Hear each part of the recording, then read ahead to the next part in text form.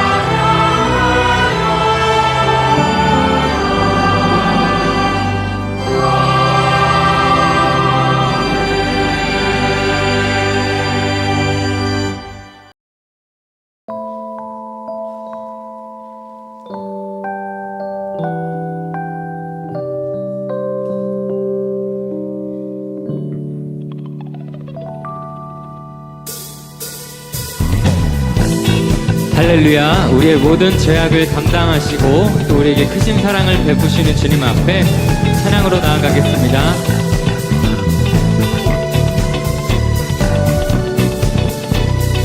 구주의 십자가 보혈로, 구주의 십자가 보혈로 죄 씻음 받기를 원하네. 내 죄를 씻으신 주 이름 찬송합시다. 죄악을 속하여 주신 주 내 속에 들어와 계시네. 십자가 앞에서 주 이름 찬송합시다. 찬송합시다.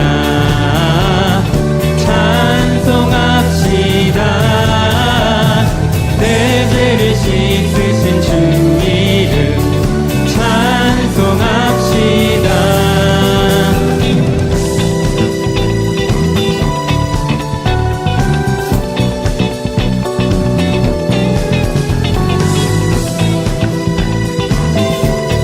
우리 다시 한번 감사한 마음으로 주님 앞에 나아가겠습니다. 주 앞에 흐르는 생명수 날 씻어 정하게 하시네. 내 기쁜 정성을 다하여 주님 앞에 찬송합시다. 찬송합시다. 찬송합시다. 내 죄를 씻으신 주 이름 우리 목소리로 나아가겠습니다.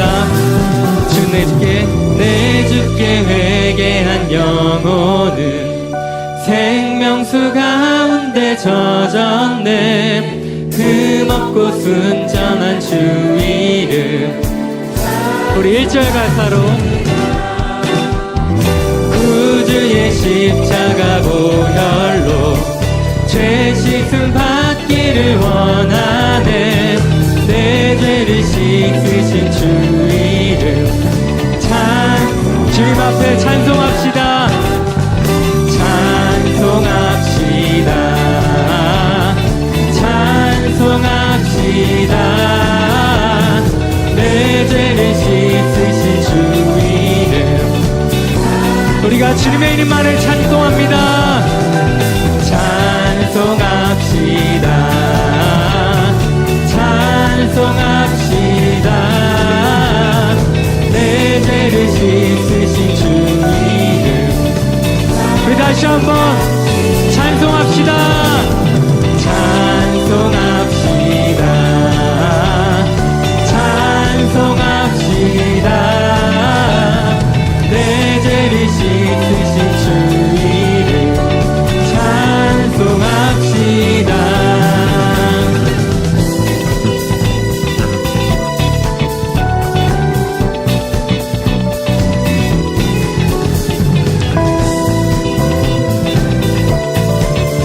우리가 주님께 감사함으로 찬송 드릴 수밖에 없음을 고백합니다. 주님께 영광의 박수로 나아가겠습니다. 주님 감사합니다.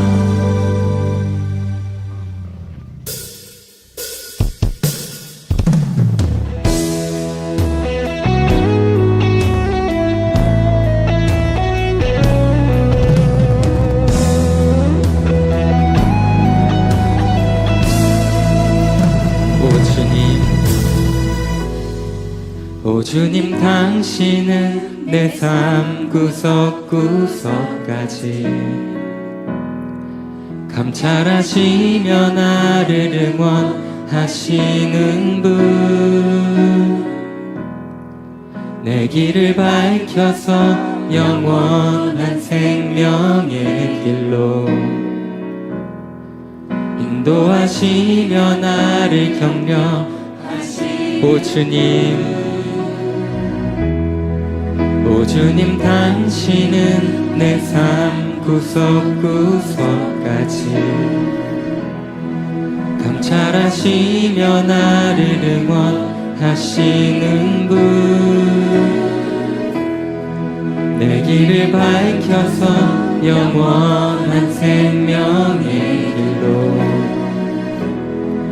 인도하시며 나를 격려하시는 크고 작은 크고 작은 갈등을 겪곤 하지만 항상 결국 당신을 선택합니다. 나의 유일한 고백의 대상은 오직 아름다운 당신뿐입니다. 나의 유일한 고백의 대상은 오직 아름다운 나의 예배를 받으소서. 나의 예배를 받으소서. 홀로 영광을 받으소서. 주여 나의 주여.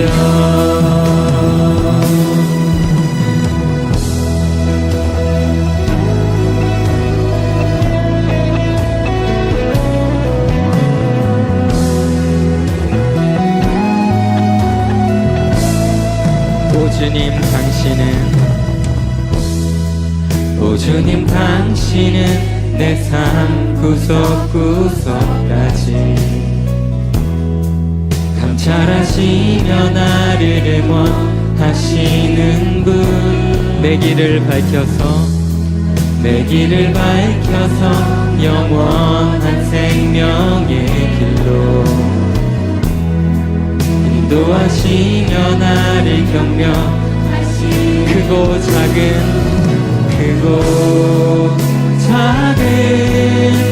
갈등을 겪곤 하지만 항상 결국 당신을 선택합니다. 나의 유일한 고백의 대상은 오직 아름다운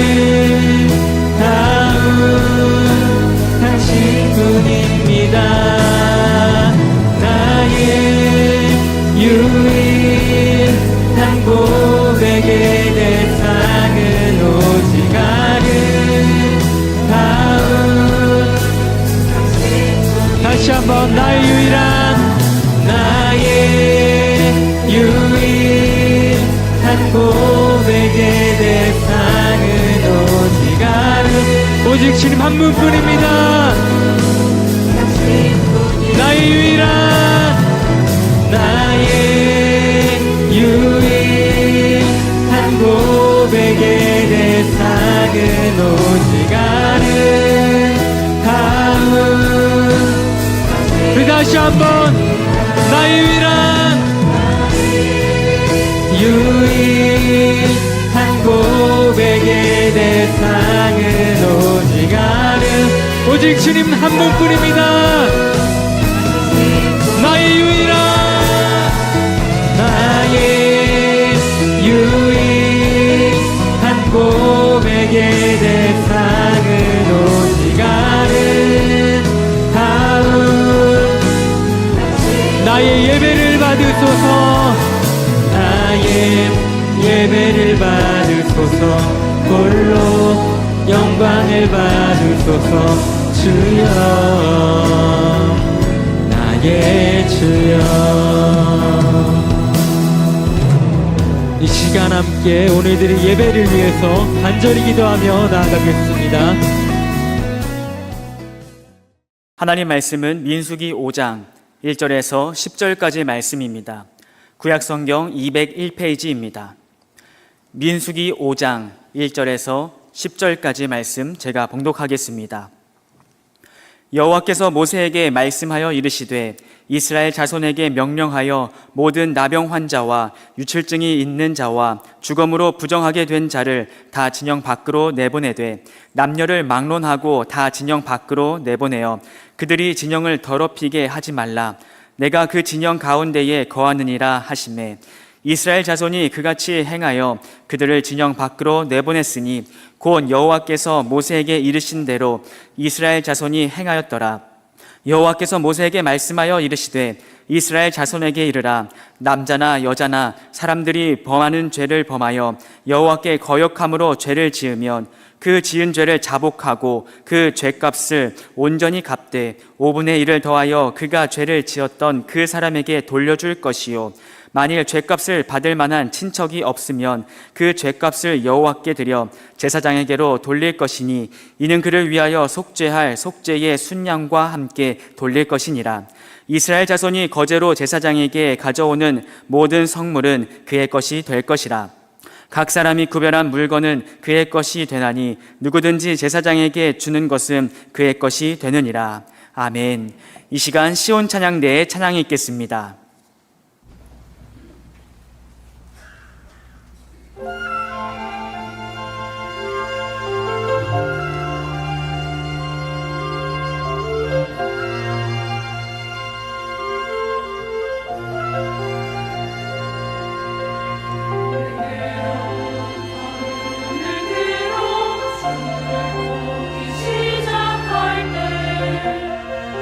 주의 일을 보겠네.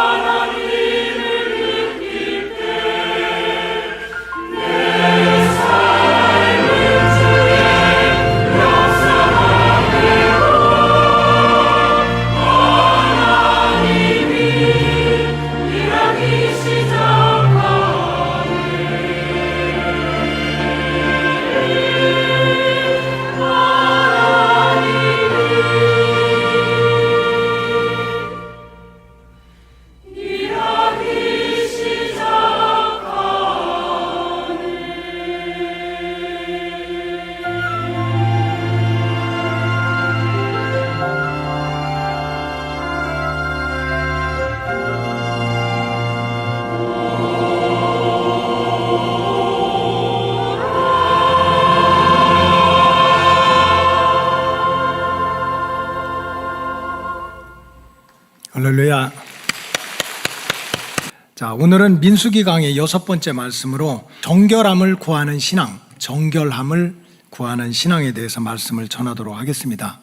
성경에 보면 거룩, 성결, 정결이라고 하는 단어가 600번 이상이 나옵니다. 거룩해라 하는 게 519번, 정결해라 107번, 성결해라 33번. 그래서 총 660번이 카도시, 홀리, 세퍼레이티드 이런 좀 비슷한 단어로 660번 이상이 나오는데, 이 세 단어는 약간의 차이가 있지만은 공통적으로는 두 가지 뜻이 합쳐져 있습니다. 첫째는 죄와 부정함에서 깨끗해진 상태, 죄와 부정함에서 떠나서 깨끗해진 상태, 그 다음에 세상과 구별돼서 하나님께 속한 상태, 이 두 가지가 합쳐진 상태를 카도시 또는 홀리 또 세퍼레이티드 해가지고 정결함이라고 합니다. 사람들이 볼 때 저 사람 너무 착한 거예요.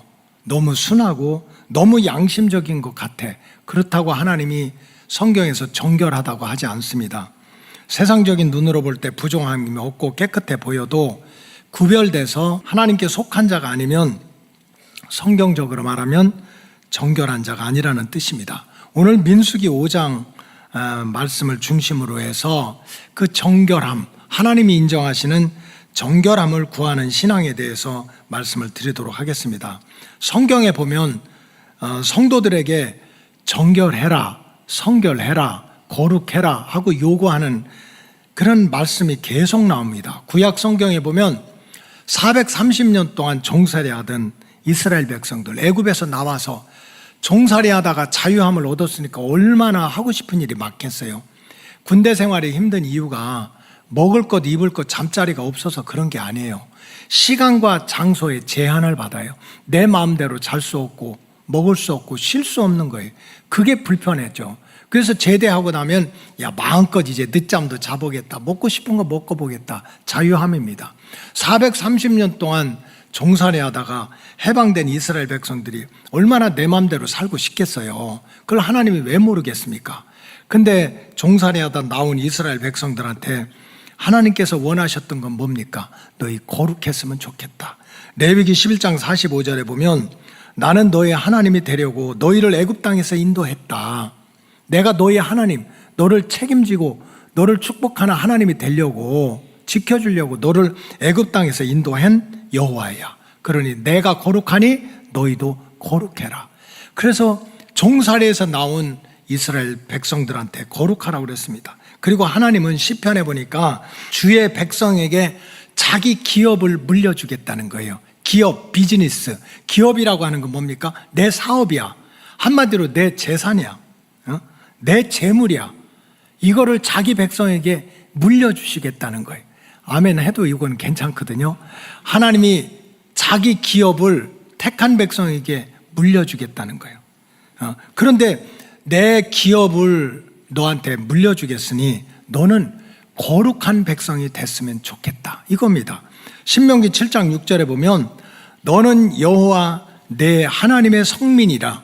내 하나님 여호와께서 지상 만민 중에서 너를 자기 기업의 백성으로 택하셨다. 세상에 얼마나 많은 사람들이 있냐. 잘난 사람, 똑똑한 사람, 성공한 사람. 근데 하나님이 그거 보지 않고 자기 백성을 택해가지고 자기 기업을 물려주겠다는 거예요. 하나님의 기업. 여러분 몰라서 그렇죠? 하나님 좀 괜찮은 분이에요. 하나님 많이 가지고 계세요. 근데 그거를 물려주겠다는 거야. 그러면서 원했던 것은 내가 내 기업, 내 재산, 내 좋은 것 다 물려줄 테니까 너는 거룩한 백성이 됐으면 좋겠다, 이런 얘기입니다. 사도 바울도 데살로니가 교인들에게 주님 다시 오시는 날까지 영과 육과 혼을 거룩하고 흠이 없게 보존하라고 권면하고 있습니다. 그래서 데살로니가전서 5장 21절에 보니까 범사에 헤아려 좋은 것은 취하고 좋은 것은 좀 갖고, 22절에 악은 모양이라도 버리라고 그랬어요. 성경대로 말씀드리면 먹는 것도 마찬가지야. 내 입맛에 맞는다고 아무거나 막 먹으면 안 된다는 거예요. 몸에 좋은 거는 먹고 몸에 좋지 않는 것은 먹지 말아야 된다. 자, 질문. 이거 쉬워요? 안 쉬워요? 절대로 쉽지 않아요. 난 왜 그렇게 인스턴트가 맛있는지 몰라요. 저는 피자 맛있어요. 노모아 피자 맛있고 콜라 맛있고 햄버거 맛있고, 아니 난 그런 게 너무 맛있어요. 근데 우리 식구는 그걸 너무 못 먹게 하는 거예요. 그리고 우리 식구가 먹으라는 건요, 정말 맛이 없는 거예요. 나 주님 빨리 오셨으면 좋겠어요. 아주 먹는 것 때문에 제가 너무 고민이 많아요. 근데 왜 그럴까? 딱 한 가지지. 안 좋으니까. 몸에 안 좋으니까. 나도 알지만 안 좋고 좋고를 저는 따져서 안 먹고 맛있느냐 맛 없느냐 이게 중요하거든요. 근데 성경에 보면 전중구 너 그렇게 하지 말라는 거예요. 그래서 그냥 뭐 하나 먹는 거라도 안 좋은 거는 먹지 말고 좋은 건 취하고 좋지 않은 거는 버려라 이거지. 그래서 23절에 보면 평강의 하나님이 친히 너희를 온전히 거룩하게 하시고 또 너희의 온 영과 혼과 몸이 우리 주 예수 그리스도께서 강림하실 때 흠없게 보존되기를 원한다. 하나님은 주님 다시 오시니까 우리의 이 육체, 우리 마음, 우리 영이 거룩하고 정결하게 보존됐으면 좋겠다, 이런 말씀입니다. 그렇다면 성경에서는 왜 계속해서 주의 백성들한테 힘든데 거룩해라, 정결해라, 성결하라고 그렇게 명령을 하고 또 요구를 하고 있습니까? 성경대로 말씀드리면, 첫째는 우리가 정결하지 못하면 좀 죄와 부정함에서 떨어져 나와서 하나님께 속하지 않으면 하나님과 통할 수가 없기 때문입니다. 하나님과 통하는 사람이 될 수 없기 때문에, 그래서 정결함을 구하는 신앙을 가져야 된다는 거예요. 여러분, 사람은 누구와 잘 통하느냐, 누구와 친하느냐에 따라서 인생이 달라지고 운명이 달라지는 거예요. 여러분, 힘 있는 사람하고 잘 통하면 뭐를 얻게 돼요? 힘을 얻게 됩니다. 그 도너스 가게 사장님하고 잘 통하면 어쩌다 한번 도너스를 얻어먹을 수 있는 거예요. 통하는 사람한테 좋은 것을 얻을 수가 있어요. 지혜가 있는 사람하고 잘 통하면 어떻게 됩니까? 지혜를 얻게 되는 거지. 여러분, 정말 그렇게 때로는 힘들고 어렵고 죽기도 하고 욕을 얻어먹는데도, 뭐 다른 분야도 마찬가지지만 대통령이 되려고 하거든요. 대통령이 되고자 하는 사람들이 있어요. 왜 그럽니까? 대통령이 되니까 집안이 망하고 엉망진창이 됐다. 누가 되겠어요? 여러분, 대통령이 딱 되면은 인사권이 있는데, 그 대통령의 자리에 딱 올라가는 순간부터 우리나라도 최소한 18,000자리 이상은 대통령이 너 해라, 너 국무총리 해라, 너 장관 해라 하고 대통령이 임명할 수 있는 자리가 18,000개가 넘어요. 그러니까 자리를 많이 마음대로 그렇게 누구에게 줄 수 있는 그 사람과 친하면 뭘 얻을 수 있어요? 자리를 얻을 수 있는 거야. 이게 세상 원리는 똑같아요. 왜 내가 자꾸 이상한 짓 해요? 이상한 사람하고 잘 통하니까 이상한 짓 하는 거예요. 그게 어려운 게 아니에요. 그래서 사람은 누구와 잘 통하느냐에 따라서 인생이 달라지고 운명이 달라지는 거지. 근데 하나님이 누굽니까? 하나님이 정말 별 볼 일 없고 우리 인생을 엉망으로 만드는 분이 아니세요. 하나님은 보이는 세계와 보이지 않는 세계를 창조하신 분이고, 없는 것을 있게 하실 수 있는 분이고, 혼돈과 어두움을 잘 만져가지고 하나님 볼 때 우리 눈에도 보기에 좋은 것을 만들어 주실 수 있는 분이 하나님이세요.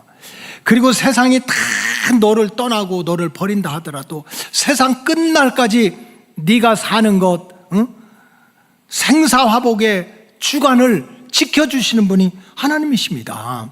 여러분, 이런 하나님과 잘 통하는 사람이 된다면 이거보다 더 큰 은혜와 축복이 어디가 있겠습니까? 근데 성경에 보니까 아무리 사랑의 하나님, 좋으신 하나님도 정결함이 없는 자와는 아예 소통을 하지 않겠다는 거예요.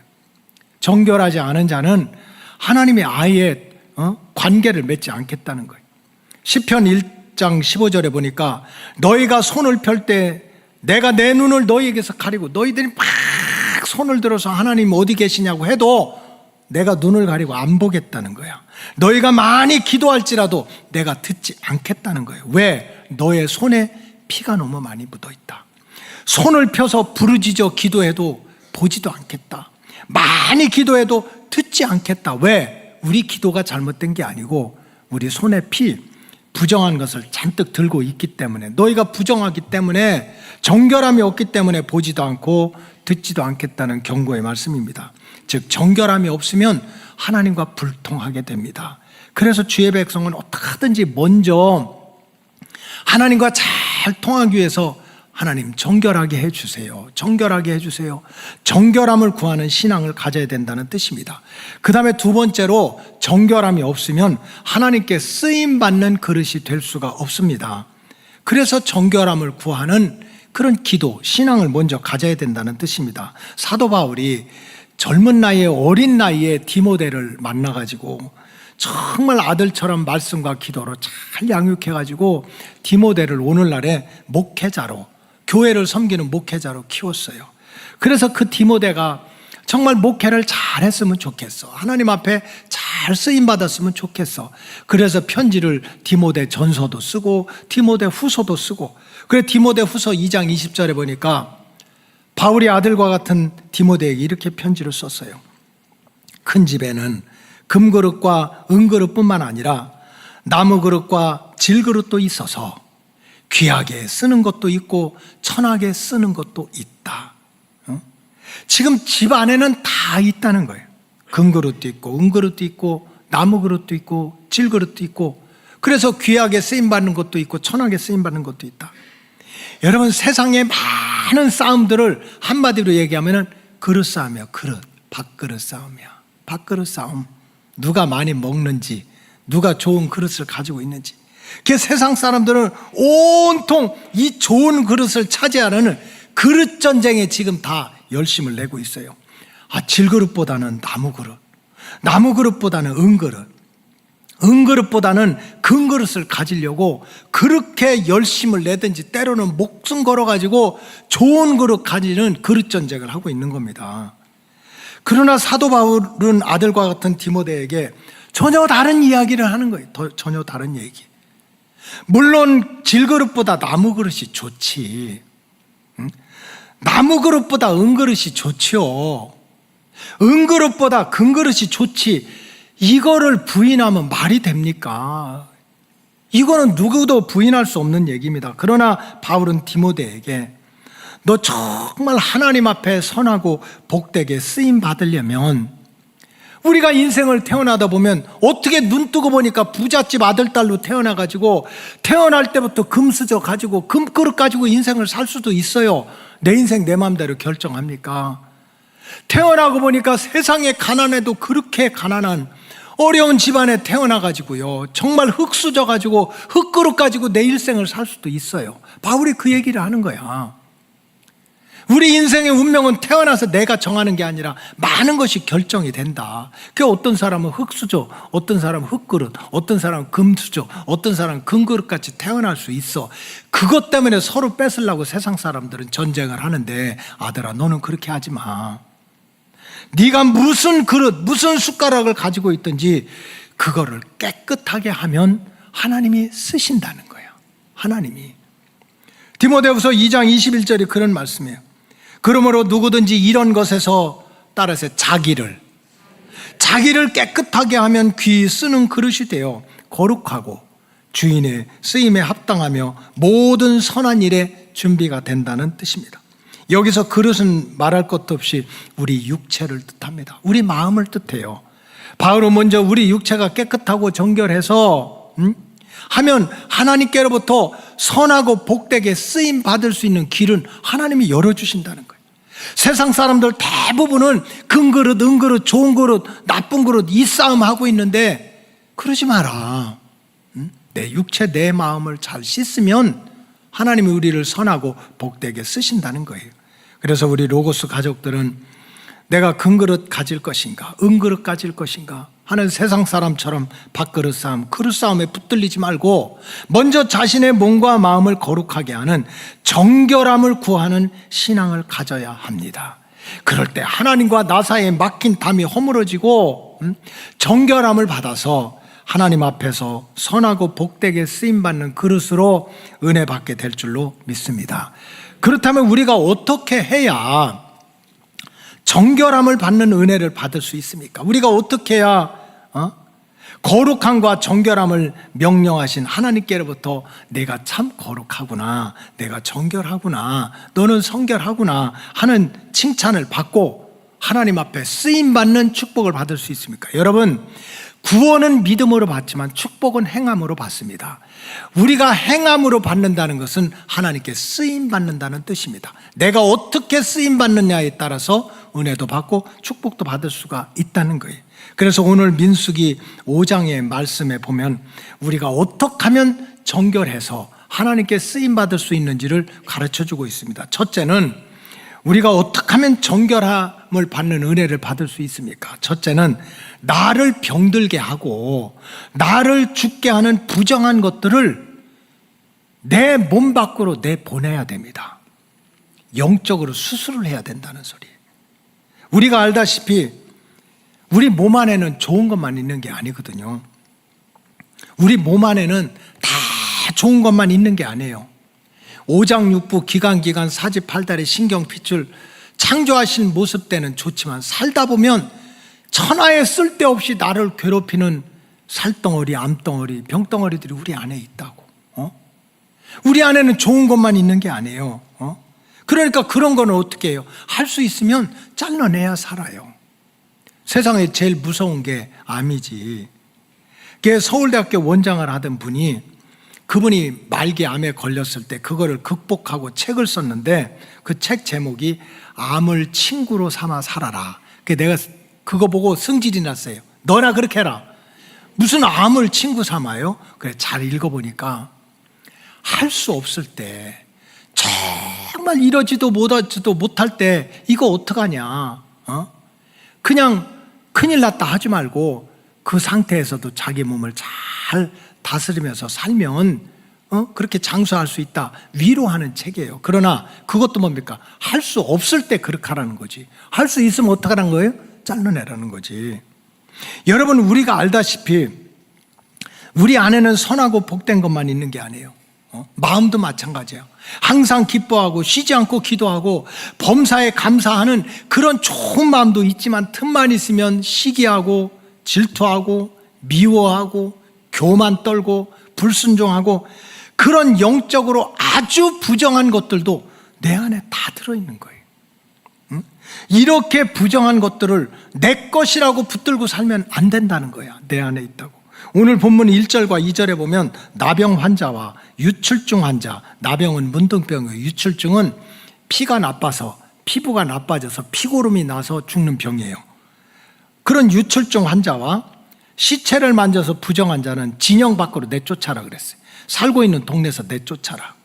민수기 5장 1절에 보면 여호와께서 모세에게 말씀하여 이르시되, 2절에 보면 이스라엘 자손에게 명령하여 모든 나병 환자와 유출증이 있는 자와 죽음으로 부정한 자, 죽은 자 만져서 병이 올라가지고 그렇게 부정한 자는 진영 밖으로 내쫓으라는 거예요. 여러분, 이거는 단순하게 나병 걸린 사람, 유출병에 걸린 사람, 시체 만진 사람을 진 밖으로 내쫓아서 죽이라는 겁니까? 여러분, 내가 몸이 아파서 병 때문에 고생하는 것도 얼마나 힘들고 외로운 일인데 병 걸렸다고 하나님이, 사랑의 하나님이 내쫓아!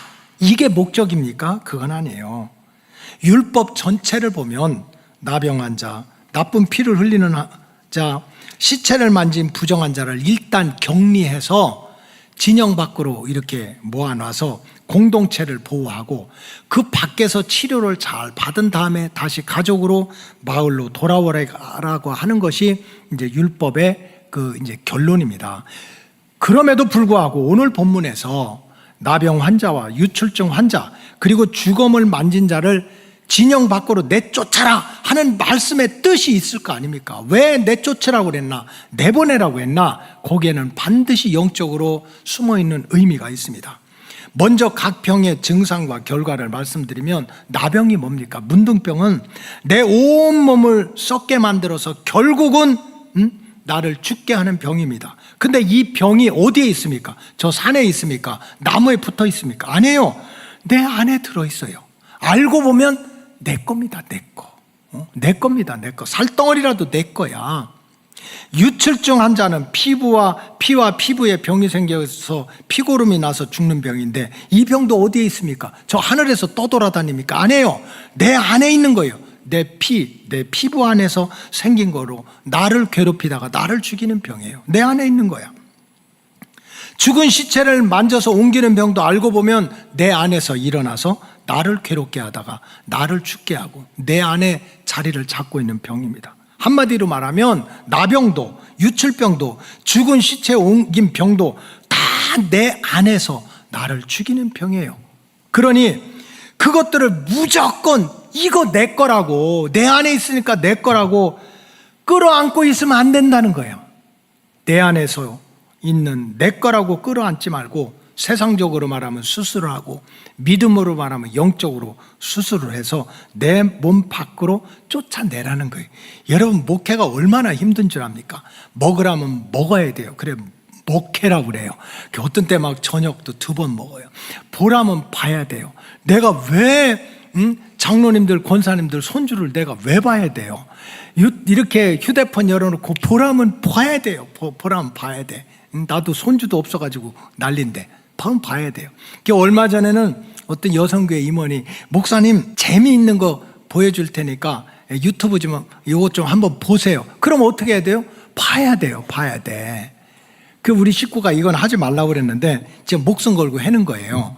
그게 봐라고 해서 뭐입니까 하니까 어떤 여자가요 이렇게 짧은 노래를 부르면서 나오는 건데 그게 무슨 폭발적인 인기가 있다나 뭐 가사가 이런 거예요.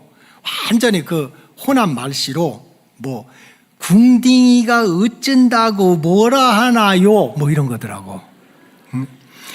뱃살이 어쩐다고 뭐라 하나요. 이게 호남 말로 해야지 이게 맛이 있는데 내 살이에요 내 거예요. 알아, 지 살인 거 알아. 이거 하면 목숨 걸고 하는 거야. 궁뎅이가 어쩐다고 뱃살이 똥 빼놨다고 뭐라고 하지 말래. 이거 누구 거래? 내 거래. 내 살이래요. 근데 그거를 사람들이 좋다고. 이거 마무리를 못 하겠어요. 뭐라고 어쨌든. 이거 마무리 잘못하면 큰일 나는 거지. 어쨌든 여러분 내 거라고 내 살이라고 다 이거 어쨌든 내 거라고 다 끌어안으면 안 된다는 거지. 이 병들이 밖에 있어요? 내 안에 있지. 다시 말씀드리자면 성경적으로 말하면 우리 안에는 모든 것이 다 들어있어요. 정말 하나님 앞에 감사하고 기도하고 하나님 보시기에도 너무나 기가 막히게 이쁘고 사랑스러운 모습도 들어있지만 세상에 어떻게 그럴 수가 있냐. 입만 벌리면 원망하고 불평하고 시기하고 교만하고 그렇게 불순종한 부정한 것들도 다 내 속에 들어있는 거야. 내 안에서 둥지를 틀고 사는 내 거예요. 이런 부정한 것들이 결국은 나를 병들게 하고 나를 죽는 자리로 끌고 가는 거예요. 이런 부정한 것들을 내 것이라고 붙들고 살려고 해서는 안 된다는 뜻으로 진영 밖으로 내보내라는 거예요. 진영 밖으로. 주의 이름으로 잘라내야 된다. 버려야 한다. 그래야 저와 여러분들이 정결하게 돼서 하나님과 통하는 자가 되고 하나님께 선하고 복되게 쓰임받는 자녀로 거듭나게 될 줄로 믿습니다. 둘째로 우리가 정결함의 은혜를 받으려면 하나님 앞에서 자신의 죄를 자복해야 된다. 자복해야 된다. 민수기 5장 6절에 보면 이스라엘 자손에게 이르라. 남자나 여자나 사람들이 범하는 죄를 범해서 여호와께 거역함으로 죄를 지으면, 여기 왜 남자나 여자나 성경에 보면 죄에 대해서 얘기할 때 꼭 나와요. 남자나 여자나 어린애나 노인이나 사람은 인생을 살다 보면 다 때가 묻고 흙이 묻고 죄인이야. 그래서 혹시 그렇게 죄를 범하게 되면 7절에 보면 그 지은 죄를 자복하고 그랬습니다. 자복이라는 것은 한문이거든요. 자자는 스스로 자자고 그 다음에 복은 시인한다, 인정한다, 그런 뜻이에요. 그래서 성경적인 의미로 자복이라는 것은 자신의 죄를 깨닫고 하나님 앞에서 내가 죄인인 것을 인정한다는 거예요. 스스로 인정한다는 거예요. 그런 뜻에서 우리가 정결함을 얻기 위해서는 먼저 하나님 앞에서 자신의 죄와 허물을 깨닫고 자신이 죄인됨을 하나님 앞에 진실하게 인정하는 것, 하나님 내가 죄인이에요 하는 것을 고백하는 것으로부터 죄사함의 역사와 정결함의 은혜가 시작된다는 뜻입니다. 성경에 보면 사울왕도 죄인이고 다윗도 죄인이에요. 성경에 보면 모든 사람이 죄인이라고 했어요. 설교하는 저도 죄인이고 듣는 여러분도 죄인이야. 근데 왜 사울왕은 부정한 자로 결국 심판을 받아가지고 아들도 죽고 자기도 자살하는 그러한 불행한 자가 됐고, 왜 다윗은 많은 죄와 허물이 있음에도 불구하고 하나님이 끝까지 붙들어 주시고 지켜주셔서 세상 역사에서 다윗을, 그 죄 많은 다윗을 세인트 데이빗 킹, 성군 다윗이라고 이렇게 하나님이 세워주셨습니까? 그건 다윗이 흥과 티가 없어서 사울왕하고 비교해 보니까 조금 더 착해서 그게 아니에요. 다윗은 자신의 죄와 허물을 깨닫고 하나님 앞에서 죄인됨을 고백하고 위로부터 내려오는 용서함을 받는 정결함의 은혜를 받았기 때문에 그렇게 쓰임받은 거예요. 사도 중에 베드로는 끝까지 쓰임받는 믿음의 승리자가 되었고, 왜 젊고 그렇게 똑똑했던 가룟 유다는 잠깐 쓰임받다가 스스로 목매달아 죽는 영육간의 실패자가 됐습니까? 그거는 베드로가 흥과 티가 없어서 의인이라 그렇게 끝까지 쓰임받은 거 아니에요. 베드로가 무섭다고 예수님 믿는다고 했다가 자기가 죽을까 봐 자기 예수 모른다고 3번이나 배신하고 예수님을 부인했던 사람이야. 그럼에도 불구하고 베드로가 끝까지 쓰임받았던 거는, 베드로는 어느 순간에 자신의 죄를 깨닫고 자복하면서 하나님 앞에서 용서함을 받고 정결함의 은혜를 받았기 때문에 쓰임받는 주인공이 됐습니다. 여러분, 우리 인간 사회가 왜 시끄럽습니까? 회사든 학교든 직장이든 사람이 모인 곳이 왜 시끄럽습니까? 그거는 한마디로 얘기하면 죄인이 없어서 그렇습니다. 죄인이 없어서, 다 나는 잘했고 네가 잘못했다, 의인들만 꽉 차 있기 때문에 시끄러운 거예요. 가정에서도 마찬가지입니다. 사철에 봄바람 불어있고 하나님 아버지 모셨으니 우리 가정이 천국이 돼야 될 거 아닙니까? 천국이 돼야 될 가정이 집구석으로 바뀌는 가정이 있어요. 천국과 집구석은 천지 차이야. 왜 그럽니까? 왜 가정이 천국이 아닙니까? 죄인이 없어서 그런 거예요. 의인들만, 남편도 의인이고 아내도 의인이고 부인도 의인이고 부모도 의인이고 자식도 의인이야. 내가 맨날 얘기하죠. 혹시 이제 이렇게 소파에 앉아 있다가 남편이 여보 나 물 한 잔 줘. 그럼 부인이 갔다가 무슨 물을 달라고 그래. 그러고서 그냥 그래도 달라니까 이렇게 갖다 주는데 이 남편이 건성으로 받다가 이걸 놓쳤어요. 그래서 그냥 카펫이 아닌 바닥에 떨어져서 유리가 깨지고 물이 흘러졌어. 그때 남편이 뭐라고 합니까? 줄라면 똑바로 줘야지. 당신은 어떻게 물 한 잔도 똑바로 못 갖다 줘? 누가 잘못했다는 거지? 부인이 잘못했다는 거지. 그럼 부인들은 대개가 그런 말 듣는다고 뭐 난리 치나요? 그냥 대개 부인들은 조용하게 얘기하지. 니는 눈깔이 없냐? 이렇게. 뭐 부인들이 뭐 큰 소리 치나? 니는 눈깔이 없어? 내가 갖다 주는 거 지 눈깔로 잘 받아야지. 뭐 건성으로 받아가지고 이걸 갖다 성경에서는 집구석이라고 그래. 집구. 다 네가 잘못한 거야. 네가. 죄인이 없는 동네는요 시끄럽기 짝이 없고, 죄인이 없는 가정은요 천국이 아니라 지옥인 거예요. 지옥인 거예요. 왜 많은 그리스도인들 중에 신앙생활을 열심히 하면서도 정결함이 없고 평안함이 없습니까? 그것은 성경적으로 말하면 죄인의식이 없어서 그래요. 내가 의인이고 내가 잘했고 내가 공로가 많다는 자기 의에 빠져 있기 때문에 죄사함도 받지 못하고 정결함의 은혜도 받지 못하는 거예요. 스스로 자기 길을 자기가 막고 있는 거예요. 내가 의인인데 뭘 회개할 거 있어? 내가 잘했는데 뭐 회개할 거 있어? 회개하지 않으니까 죄를 용서받지 못하고 정결하지 못하는 거지. 내가 내 길을 스스로 막고 있다는 뜻입니다. 그렇기 때문에 우리 로고스 가족들은 주님 앞에 설 때마다 내 자신의 죄와 허물을 깨닫고 내가 죄인인 것을 고백하면 하나님이 그 죄를 씻어주시고 또 정결하게 해주셔서 바로 하나님 앞에서 평안도 누리고 하나님 앞에서 쓰임받는 믿음의 가정으로 거듭나게 될 줄로 믿습니다. 세 번째로 우리가 하나님 앞에서 우리가 죄인이니까 정결함의 은혜를 받아야지. 정결함의 은혜를 받으려면 하나님 앞과 사람 앞에서 성경적으로 율법적으로 얘기하면 죄값을 치러야 합니다. 죄에 대해서는 값을 치러야 된다는 거예요. 오늘 민수기 5장 6절에 보면 이스라엘 자손에게 이르라 남자나 여자나 사람들이 범하는 죄를 범하여 여호와께 거역함으로 죄를 지으면 7절에 지은 죄를 자복하고 그 죄값을 온전히 갚되 플러스 5분의 1을 더해서 그 죄를 지었던 사람한테 돌려줘야 된다.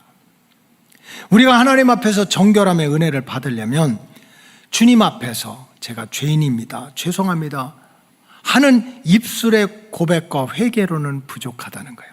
이건 율법입니다. 율법적으로 말하면 내가 피해를 준 그 사람에게 만일 돈으로 피해를 줬다면 원금 플러스 20%를 더해서 갚아야 된다는 거예요. 갚아야 된다. 내 죄에 대해서는 죄값을 치러야 된다는 거예요. 어떤 사람에게 미안한 일을 했으면 미안하다고 해야 되고 어떤 사람이 나 때문에 넘어졌으면 손을 잡고 일으켜 세워야 되고 어떤 사람을 아프게 했으면 국이라도 끓여줘 주면서 이건 먹고 힘을 내라고 그 죄값을 갚아야 된다네. 갚아야 된다. 제가 어제 죄값을 치르느라고요 집에서 손들고 벌을 받았습니다. 벌을 받았어요. 어제 이제 토요일 날 회의를 하고 이제 우리 교구 전도사님들 6명을 이제 나중에 더 앉혀놓고 얘기를 하면서 교인 중에 별 사람이 다 있거든요. 그래서 이제 이런 얘기 저런 얘기 어려운 얘기를 하다가 내가 왜 그 말을 했는지 모르겠어요. 전도사님들 6명 앉혀놓고 나서 정말 사람 바라보면 목회 못한다. 주님만 바라봐야지. 그걸로 끝냈어야 되는데 여기 있는 전도사님들도 마찬가지다. 내가 아무도 믿을 사람이 없다. 그렇게 얘기한 거야. 아니 다 똑같다고. 다 똑같다고. 사실 우리 전도사님들 얼마나 고생 많아요. 집안일을 합니까? 목사님 밤에 11시에 부르면 튀어나와야지. 아주 집안일은 제껴놓고 밤낮으로 성도 돌보고 이러는데 믿을 사람 하나도 없다고. 여기 전도사들도 똑같다고 소리빼기를 지르니까 그 얘기를 듣고 갑자기 전도사님들이 우는 거예요. 막 눈물 철철 흘리고 어떤 사람은 얼굴이 빨갛고. 근데 이해는 해. 여러분들 우리 교회 온 지 얼마 안 돼서 그런데 좀 옛날에 어려운 일이 좀 많았어요.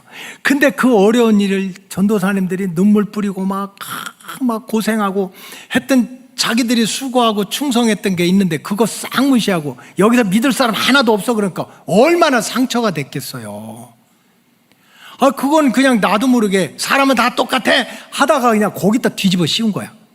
그러니까 억울해가지고 억울하게 또 생각하면 안 되지.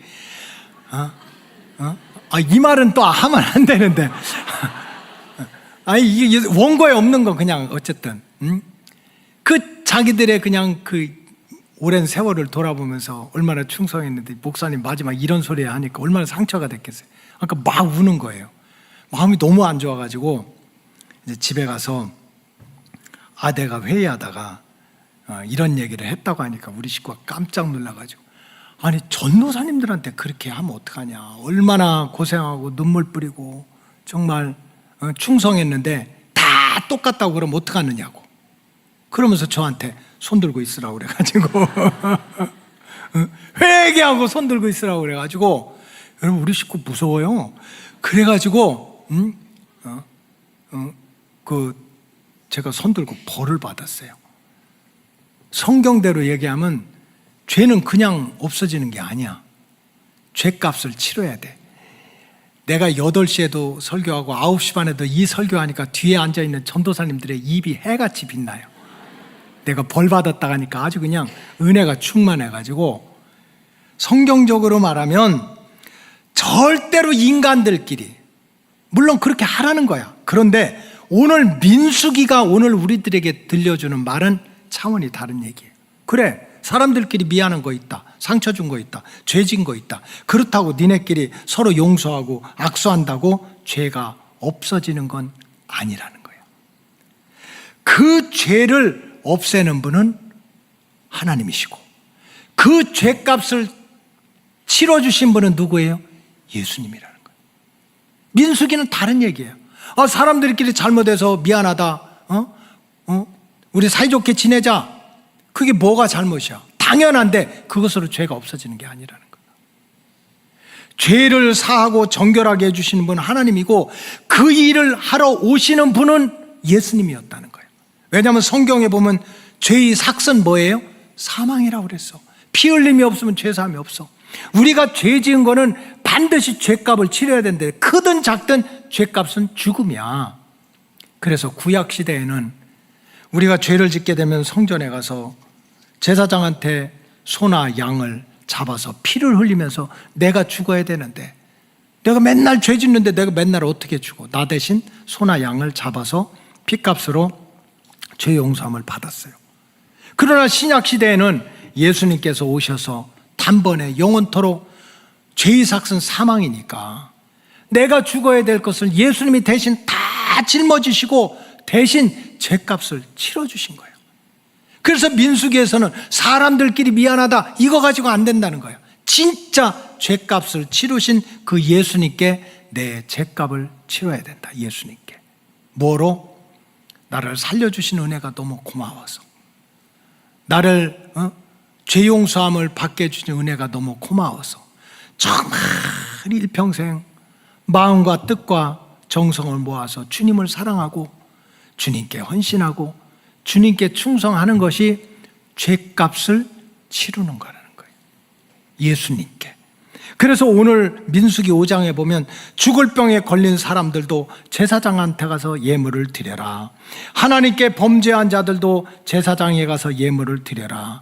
가정에 어려움이 있는 자들도 제사장에 가서 예물을 드려라 하는 그 제사장이 누굽니까? 예수님인 거예요. 그렇게 죄사함을 받게 하고 병을 고쳐주고 평안을 주신 분, 자기 목숨을 버려서 그분한테 감사하고 그분을 사랑하고 살라는 거예요. 여러분, 성경에 보면 주홍과 같이 붉은 죄를 눈과 같이 희게 해주신 분도 예수님이시고 우리의 죄를 도말하시고 완전히 다 부셔가지고 가루처럼 내서 날려서 죄를 기억도 하지 않는 분이 예수님이세요. 이런 주님의 은혜를 기억하고 죄사함을 받은 은혜가 너무 감사해서 마음과 뜻과 정성을 다해서 주님을 섬기는 것이 진정으로 정결함을 받는 길이라는 거예요. 사람들끼리 미안하다, 고맙다, 20% 갚아줄게 이거 안 하는 사람이 태반이지만 그거를 넘어서서 정말 우리의 죄값을 치러주신 분은 예수라는 걸 깨닫고 그분을 사랑하고 그분께 충성하는 것이 바로 죄값을 치르는 정결함의 길이라는 뜻입니다. 이 말씀의 진리를 깨닫고 우리 로고스 가족들 모두가 정결함을 구하는 신앙으로 거듭나서 주님 가까이 오시는 이 시대에 정말 선하고 복된 그릇으로 다시 한번 귀하게 쓰임 받으시기를 주님의 이름으로 축원합니다. 기도하겠습니다. 하나님 감사합니다. 정결함을 구하는 신앙에 대해서 말씀을 드렸사오니 깨닫게 하여 주시옵소서. 나를 병들게 하고 나를 죽게 하는 부정한 것들 영적으로 수술하게 하시고 또 하나님 앞에서 내가 죄인됨을 고백하며 위로부터 내려오는 죄사함의 은총을 누리게 하여 주시옵시고 무엇보다도 죄값을 치르는 일은 바로 나의 죄값을 치르신 주님을 사랑하고 주님께 충성하는 길이라는 걸 깨닫고 지금까지 지내온 은혜도 감사하지만 살아가는 날 동안에 마음과 뜻과 정성을 다해서 주님을 사랑하고 주님께 충성하며 살아가는 정결한 백성들이 되게 하여 주시옵소서. 축복하오며 예수님의 이름으로 기도하옵나이다. 아멘.